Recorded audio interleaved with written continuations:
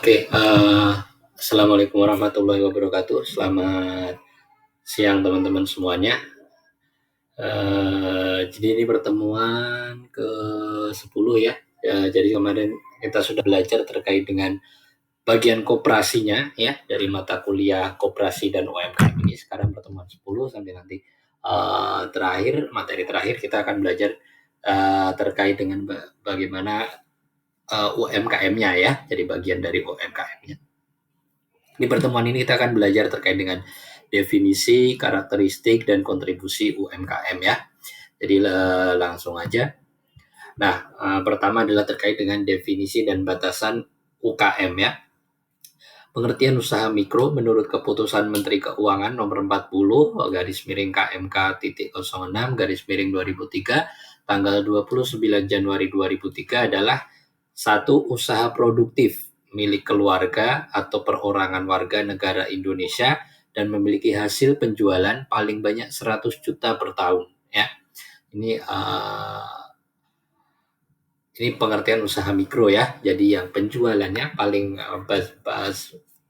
banyak maksimal setahun 100 juta, maka itu adalah usaha mikro ya. Usaha mikro dapat mengajukan kredit kepada bank paling banyak 50 juta. Jadi ini definisinya ya.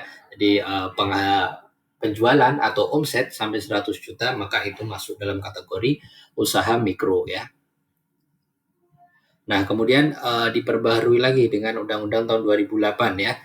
Yaitu adalah usaha mikro adalah usaha produktif milik orang per orang dan atau badan usaha perorangan yang memenuhi kriteria usaha mikro, memiliki kekayaan bersih paling banyak 50 juta, tidak termasuk tanah bangunan dan tempat usaha, atau memiliki hasil penjualan tahunan paling banyak 300.000 ya. Jadi berdasarkan undang-undang yang tahun 2008 maka naik nih batasannya. Kalau tadi 100 juta ke bawah itu usaha mikro, nah sekarang maksimalnya adalah 300 juta, itu masih dalam kategori usaha mikro ya, atau UMKM ya, usaha mikro kecil dan menengah 300 juta.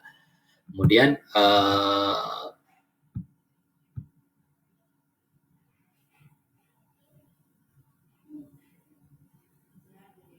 yang itu 300 juta adalah usaha mikro ya. Jadi yang undang-undang yang terbaru adalah tahun 2008 dan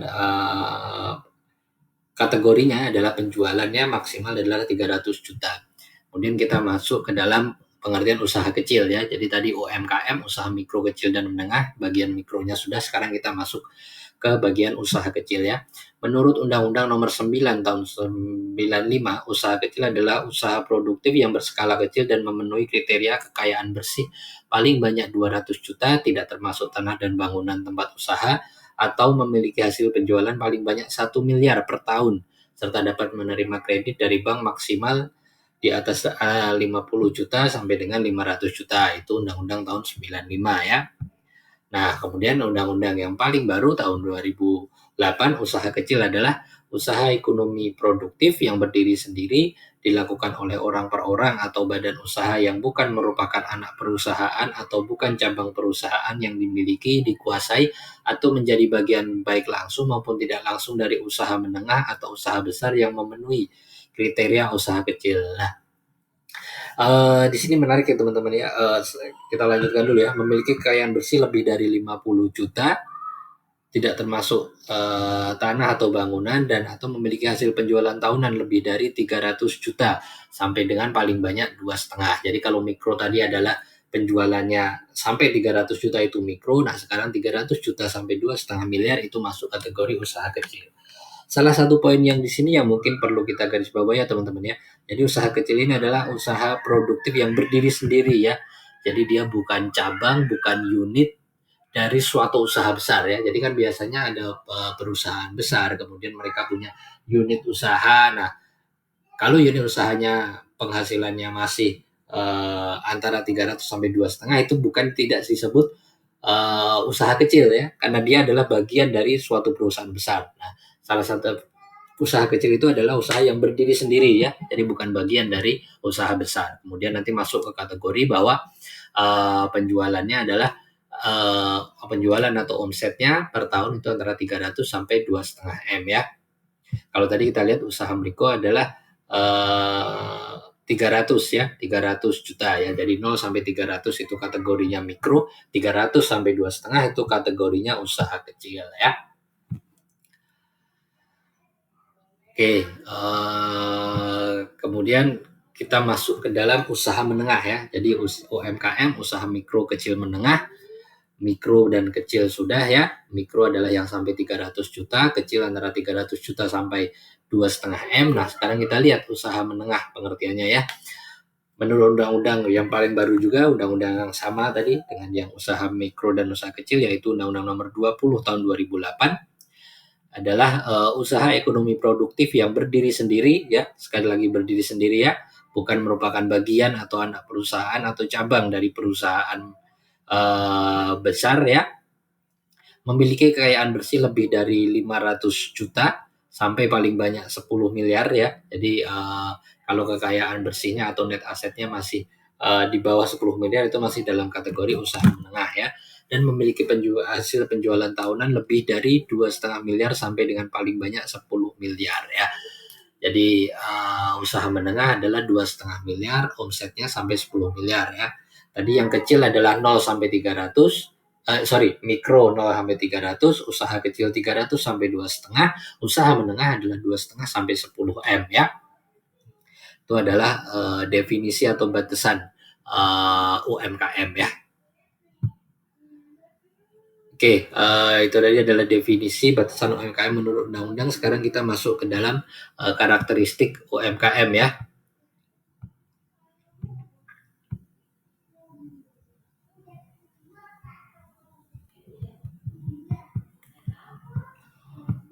Nah, ini secara umum dulu ya, baru nanti kita masuk ke bagian satu persatu ya, mikro, kecil, menengah ya. Secara umum karakteristik UMKM adalah manajemen pengelolaannya masih sederhana ya. Jadi mungkin nggak sekompleks di perusahaan ya, ada staff, supervisor, manajer, GM dan sebagainya, enggak. Mereka biasanya sederhana, sebenarnya paling ada pekerja dan owner gitu ya, langsung ya. Itu adalah karakteristik yang pertama, manajemen pengelolaannya masih sederhana.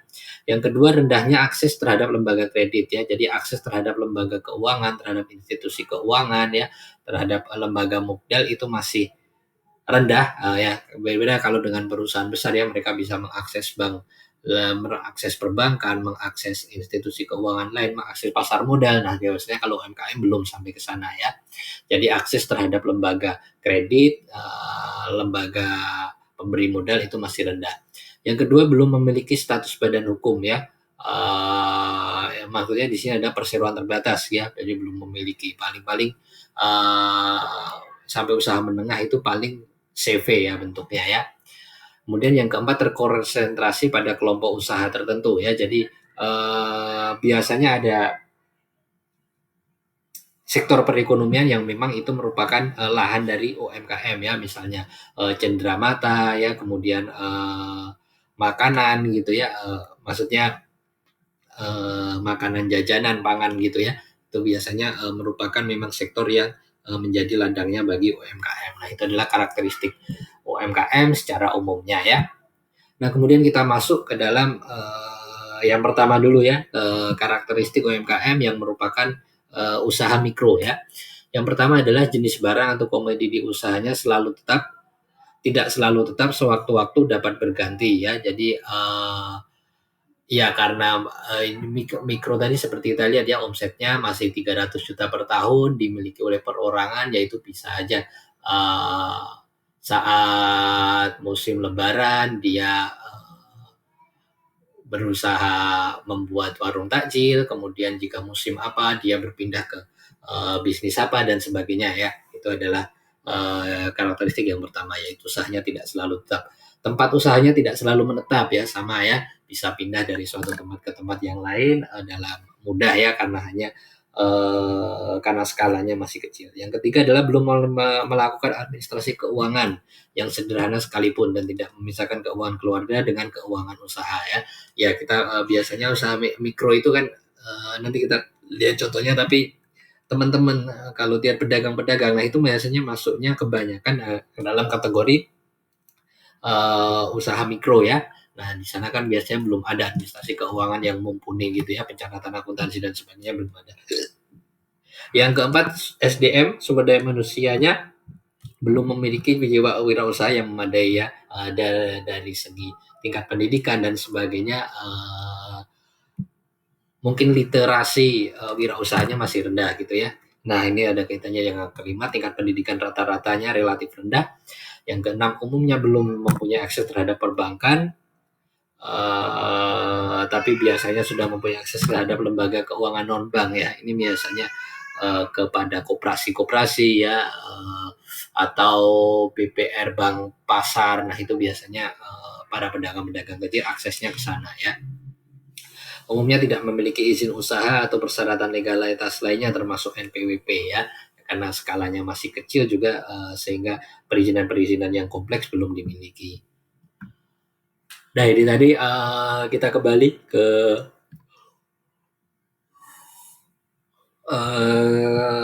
ini ringkasan yang tadi ya. Kita usaha mikro secara omsetnya adalah 300 juta, usaha kecil itu 300 sampai 2,5 ya, ini ada kurang.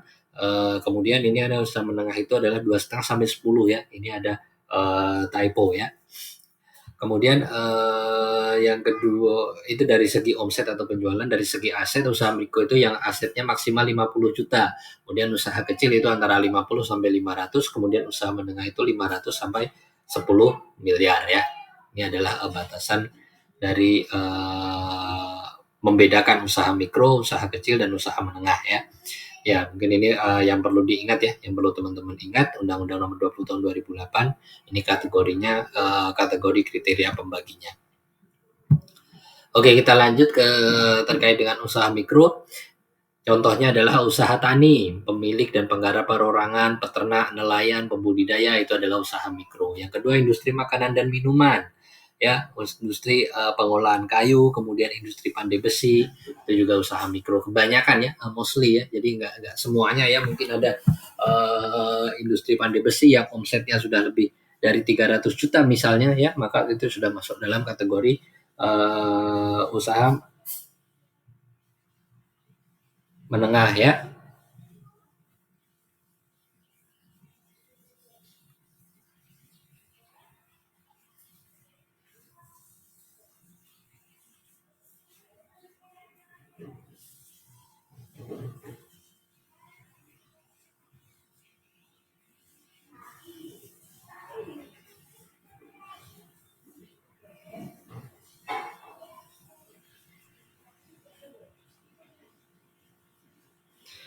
Oke, kemudian yang ketiga usaha perdagangan ya, pedagang-pedagang kaki lima itu usaha mikro, peternak ayam, peternak itik dan perikanan ya, yang omsetnya masih di bawah 300 itu adalah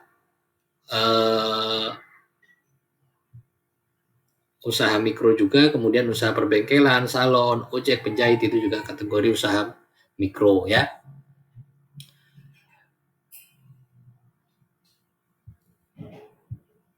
Oke, kita ke usaha kecil dulu ya, baru nanti kita akan balik ke definisi UMKM di berbagai negara.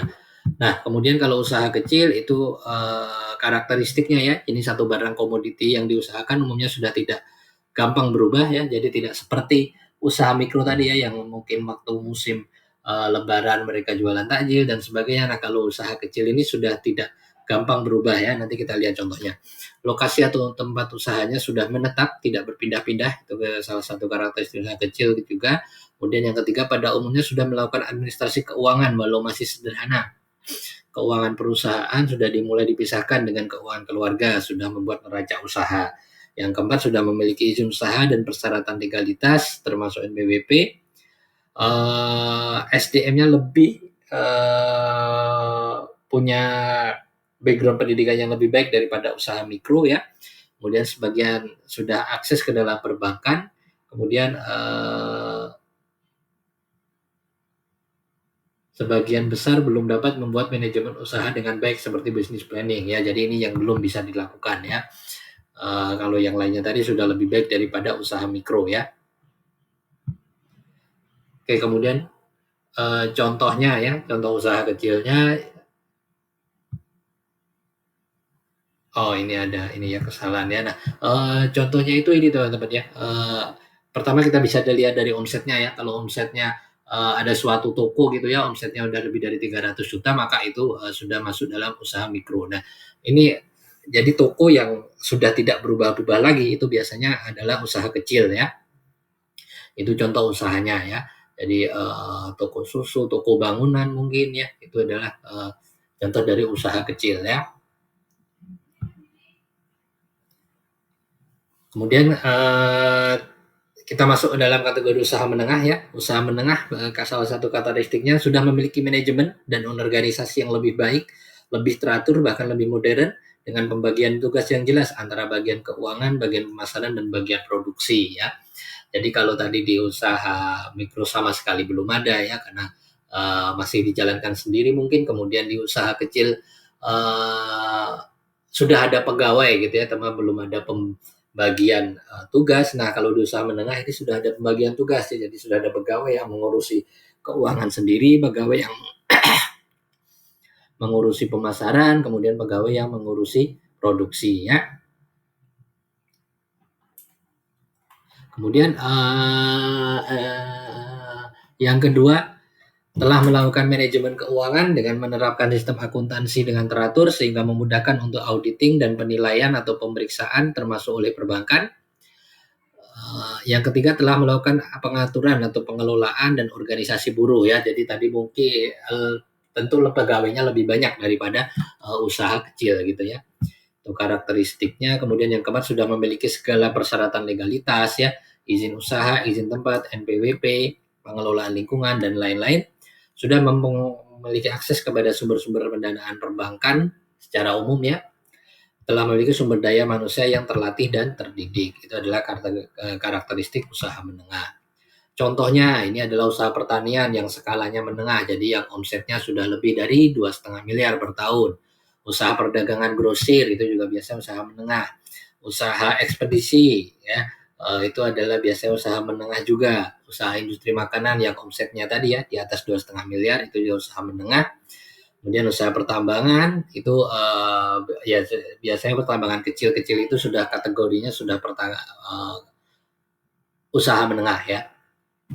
Jadi yang paling gampang memang dilihat dari omsetnya ya teman-teman ya. Balik lagi ke definisi tadi, kalau masih 0 sampai 300 itu usaha mikro, 300 sampai 2,5 usaha kecil, kemudian 2,5 sampai 10 itu adalah usaha menengah ya.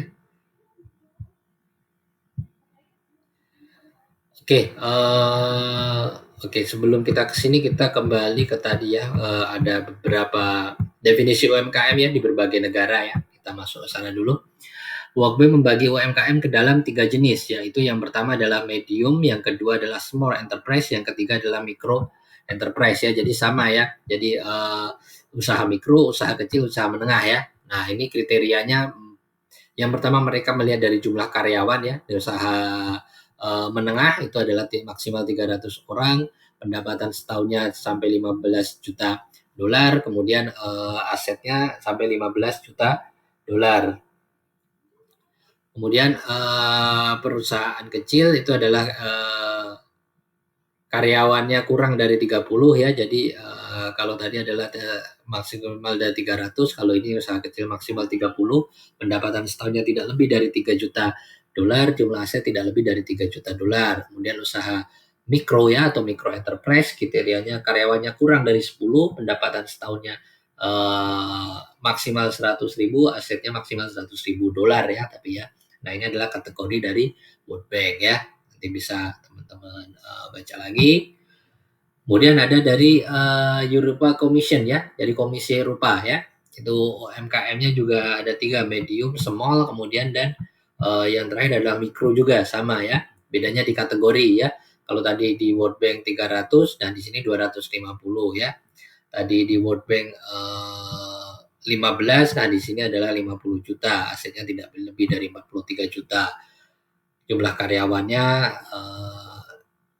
tidak tidak lebih dari 50, kemudian itu kalau untuk small size ya, jumlah karya tidak lebih dari 40, pendapatannya tidak lebih dari 10 juta, jumlah asetnya tidak lebih dari 13 juta. Kemudian kalau micro size enterprise jumlah karyawannya kurang dari 10 orang ya, ini bukan 10 juta ya, ini 10 orang, pendapatan setahunnya tidak melebihi dari 2 juta dolar, jumlah asetnya tidak melebihi 2 juta dolar.